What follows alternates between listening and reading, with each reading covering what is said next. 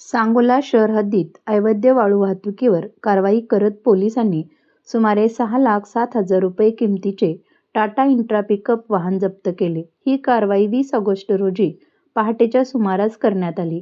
मिळालेल्या गोपनीय माहितीनुसार वाडेगाव येथून मान नदीच्या पात्रातून अवैधरित्या वाळू उपसा करून 4 चाकी वाहनातून विक्रीसाठी वाहतूक केली जात असल्याची माहिती पोलिसांना मिळाली होती. त्यानुसार उपविभागीय पोलीस अधिकारी डॉ. बसवराज शिवपूजे यांच्या मार्गदर्शनाखाली पथकाने कारवाई सुरू केली. पोलीस पथक सांगोला शहरातील रामकृष्ण गार्डन विला समोरील रस्त्यावर असताना समोरून येणारे टाटा इंट्रा वाहन संशयास्पद वाटल्याने ते थांबविण्याचा इशारा देण्यात आला.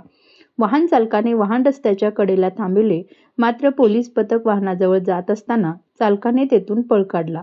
तपासणी दरम्यान टाटा इंट्रा वाहन क्रमांक MH45 AX3343, चेसिस क्रमांक MAT 535508 TYA 01417 असल्याचे समोर आले.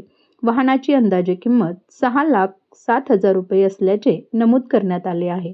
चौकशीत वाहन चालकाचे नाव सुजित मारुती खंडारे, राहणार भारत गल्ली, सांगोला असे समोर आले. पुढील कारवाईसाठी वाहन सांगोला पोलीस ठाण्यात आणण्यात आले आहे. या प्रकरणी अवैध वाळू उपसा व वाहतुकीविरोधात पोलिसांकडून पुढील कायदेशीर कारवाई सुरू आहे.